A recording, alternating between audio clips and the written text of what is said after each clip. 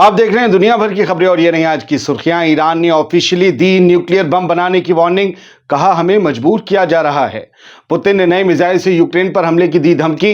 Ukraine पर रूस ने दागे 100 ड्रोन और 90 मिसाइलें। सीरिया में अपोजिशन फोर्सेस अचानक हुई मजबूत। 5 साल में पहली बार पहुंची अलेप्पो सिटी। गोलीबारी में सीनियर ईरानी अफसर की मौत। दमिश्क में मीटिंग का दौर तेज। गजा पर इजराइल ने तेज किए हमले। उधर सीज फायर पर दूसरे दिन ही छाया खतरा। आईडीएफ ने हिजबुल्लाह की रॉकेट साइट पर किया हमला। हिजबुल्लाह के 4000 लड़ाके मारे जाने की चर्चा। उधर नॉर्थ कब्जे वाले इजराइल में अब भी पसरा है सन्नाटा। और गजा में सीज फायर की कोशिश कर रहे हैं बाइडेन। सीसी पेश करेंगे बीबी को एक कॉम्प्रिहेंसिव प्रपोजल। आजाद बोल इंडिया में आप सभी का खैर मकदम है। आपके साथ में आदिल खान आजाद। आज है 28 नवंबर 2024। आप देख रहे हैं स्पेशल बुलेटिन दुनिया भर की खबरें। शुरू करते हैं दुनिया भर की खबरों का ये सफर तफसील से। ईरान ने ऑफिशियली न्यूक्लियर बम बनाने की वार्निंग दे दी है। ऑफिशियली क्यों? अभी तक इससे बचते आए थे, बंद लफ्जों में होती थी बात। लेकिन आज Abbas Araghchi foreign minister of Iran ने क्या कहा, सुनिए। ईरानी फॉरेन मिनिस्टर अब्बास अराक्ची ने आज थर्सडे को, जुम्मे रात को कहा और आगाह किया कि यूनाइटेड नेशंस के सैंक्शंस को फिर से लागू करने की चल रही वेस्ट की धमकियां और कोशिशें ईरान की न्यूक्लियर फाइल को मिलिटराइजेशन की तरफ धकेल सकती हैं, यानी सैन्यकरण हो सकता है। यानी कि हम अभी सिविलियन यूज की बात कर रहे थे न्यूक्लियर एनर्जी की, लेकिन अब बम बना सकते हैं। पुर्तगाल में बोल रहे थे अराक्ची, और उन्होंने इस बात पर जोर दिया कि हम पर जो प्रेशर बनाया जा रहा है वो ईरान में न्यूक्लियर वेपन्स को आगे बढ़ाने की डायरेक्शन में एक इंटरनल बहस को छेड़ सकता है। यह एक ऐसा कोर्स है जिसे अभी तक ईरान की सिक्योरिटी पॉलिसी से बाहर रखा गया था, लेकिन अब शायद हमें इंक्लूड करना पड़ेगा।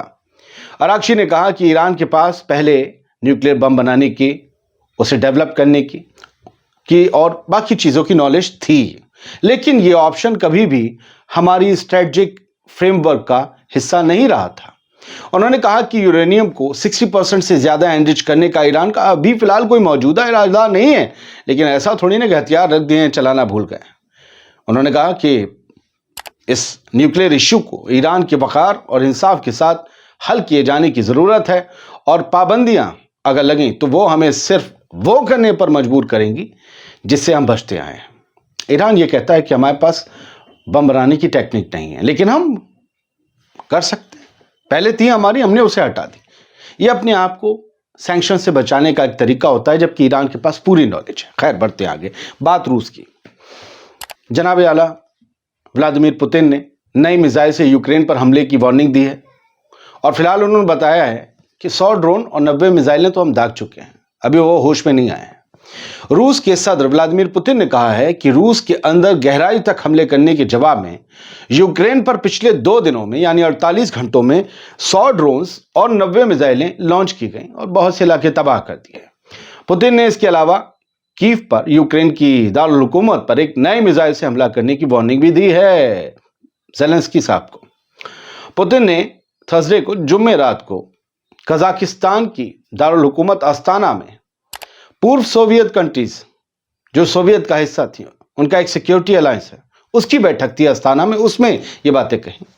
पुतिन ने वार्निंग दी कि रूसी फौज रूस की नई ओरेशनिक हाइपरसोनिक बैलिस्टिक मिसाइलों का इस्तेमाल करके आगे के मुमकिन हमलों के लिए यूक्रेन में टारगेट्स को चुन रही है। मतलब हम चुन रहे हैं कि कहां कहां मारनी है।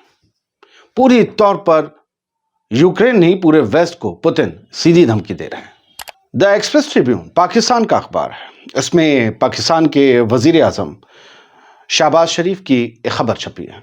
उन्होंने कहा है कि जो मुल्क के दुश्मन है, enemies of the state working to spread hatred, जो मुल्क के दुश्मन है वो नफरत फैला रहे हैं और इनस्टेबिलिटी फैला रहे हैं पाकिस्तान में। पाकिस्तान को वो कमज़ोर करना चाहते हैं। और उन्होंने, मैंने जो खबर पढ़ी, शहबाज शरीफ ने ये कहा कि पूरे मुल्क को इंटरनली और एक्सटर्नली दोनों तरफ से खतरा है, और इसकी बावजूद इसके जो पॉलिटिकल अनरेस्ट है पाकिस्तान के अंदर, वो सिवाय पाकिस्तान की बर्बादी के और कुछ नहीं लिख सकता। ये लोग चाहते हैं कि शेयर मार्केट तबाह हो जाए, ये चाहते हैं मईशत तबाह हो जाए, इकनॉमी तबाह हो जाए पाकिस्तान की। लेकिन ये सब जो हैं पाकिस्तान की हक की बात करते हुए पाकिस्तान के साथ दुश्मनी निभा रहे हैं।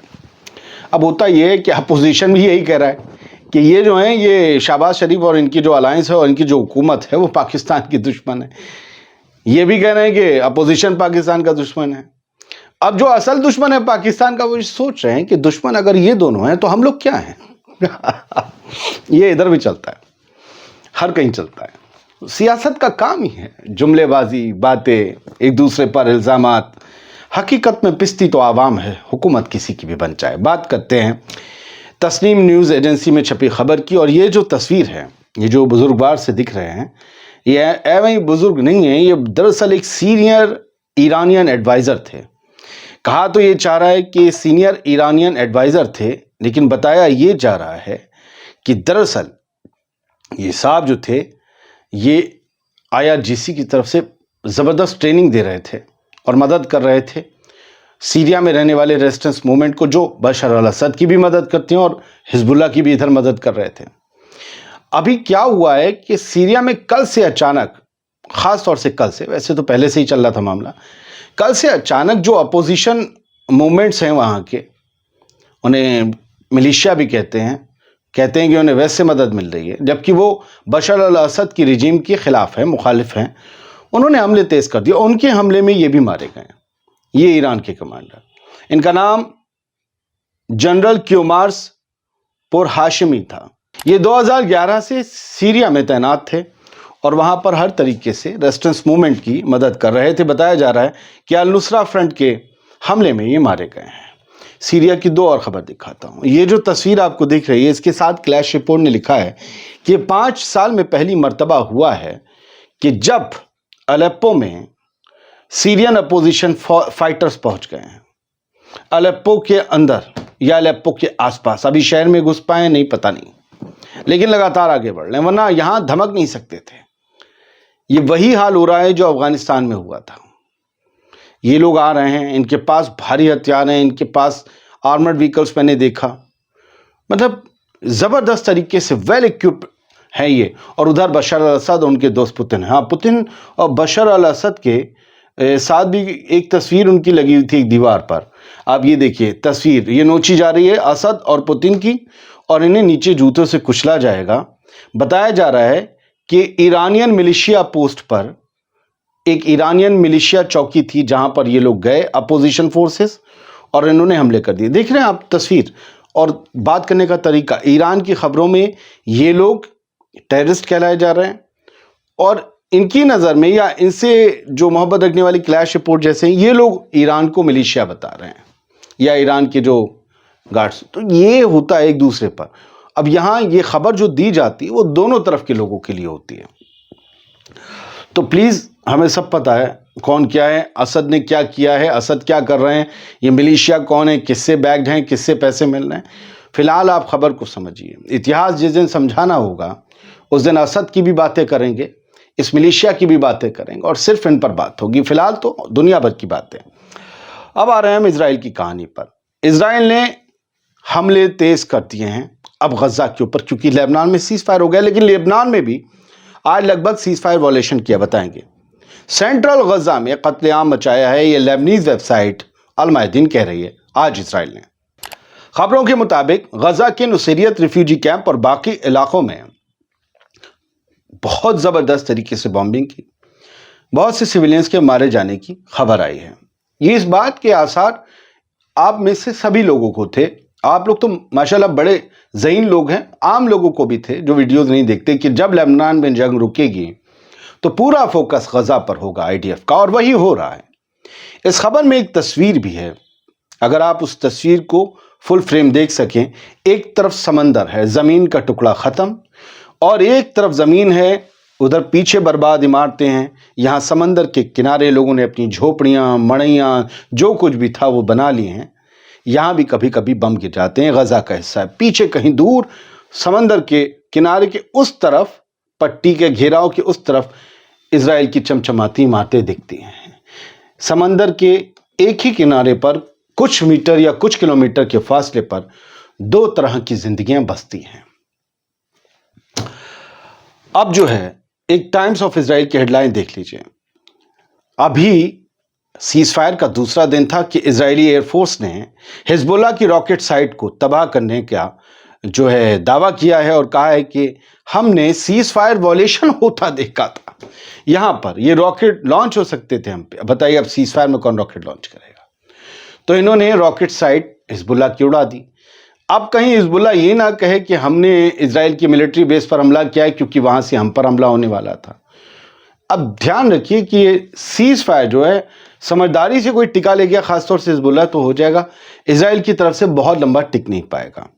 IRGC के चीफ हुसैन सलामी ने बड़ी तारीफ की है हिजबुल्लाह की, ईरान की IRGC के चीफ। उन्होंने कहा है कि लेबनान में जो समझौता हुआ है वो एक शर्मनाक हार है ज़ायनिस्ट हुकूमत की। और जाहिर सी बात है, बड़ा चढ़ के बढ़ के खेल रहा था। जिस तरीके से भी समझौता हुआ हो, हालांकि हिजबुल्लाह अपने हलफ पर कायम रहा नहीं रहा, उसको लेकर एक अलग बहस है कि गजा में तो सीज फायर हुआ, लेकिन इसराइल को देखिए क्या भारी भरकम हथियार, एयरफोर्स सब कुछ तबाह कर दिया, अमेरिका के हथियार, उसके बावजूद सीज फायर कर लिया। तो इसको ये कह रहे हैं ये बड़ी शर्मनाक हार है इजरायली रिजीम की। हाँ, एक खबर ये है जो ख़ास तौर से अंग्रेज़ी अखबारों में है कि हिजबुल्लाह के 4000 फाइटर्स इस लड़ाई में मारे गए हैं। 4000 कई अखबारों में है, और हो सकता है कि मारे गए हों, हो सकता है इससे कम तादाद हो, और कहा है कि अभी गिनती और जारी है। भाई एक ही ब्लास्ट में वो कितने लोगों को ले जाते हैं। अब क्या पता ये आम लोगों को भी 4000 में गिन रहे हैं, पता नहीं। हिजबुल्लाह ने अभी इसका डिक्लेरेशन नहीं किया। हाँ, इजरायली अखबार जो हैं वो ये कहते हैं कि 70% जो हैं वो आर्सेनल तबाह हो गया, उनके रॉकेट, हथियार, ये सब वगैरह तबाह हो गए। अब अगर ये तबाह हो गए हैं तो टाइम्स ऑफ इजराइल की अगली हेडलाइन क्यों ये कह रही है कि इस नॉर्दर्न बॉर्डर टाउन्स में, जो इजराइल के कब्जे वाले नॉर्दर्न बॉर्डर के इलाके हैं, कस्बे हैं, वहाँ अब भी स्कूल बंद रहेंगे। ये दहशत क्यों है? हथियार तो ख़त्म हो गए, सीज फायर हो गया। गोलान हाइट्स में भी बंद रहेंगे जबकि सीज फायर हो चुका है। अगली हेडलाइन जो है द टाइम्स ऑफ इजराइल की क्या कहती है कि इजिप्शियंस यानी इजिप्ट के ऑफिशियल्स, मिस्र के ऑफिशियल्स अमेरिका के कहने पर गजा में सीज फायर कराने को लेकर पूरी कमर पेटी कस के लग चुके हैं। और ये कहा गया एक बड़ा कॉम्प्रिहेंसिव गजा के लिए प्रपोजल लाया जाएगा, बड़ा व्यापक होगा, जिसमें इसकी भी बातें रखी जाएंगी, उसकी भी बातें रखी जाएंगी, और बहुत जल्द ही इस पर बात बन सकती है। देखिए, जो बाइडेन जाते जाते अपने नाम, मैं बार बार कहूँगा कि कुछ अच्छा करना चाहते हैं, और वो डोनाल्ड ट्रंप के हाथ से 2 मौके छीनना चाहते थे। एक कामयाब रहे, लेबनान में सीज फायर करवा दिया, गजा में भी वो करवाना चाहेंगे, भले फिर बाद में टूट जाए। ये शेख ऑफ गाजा कह के इजरायली फौजी ने अपनी तस्वीर शेयर की है।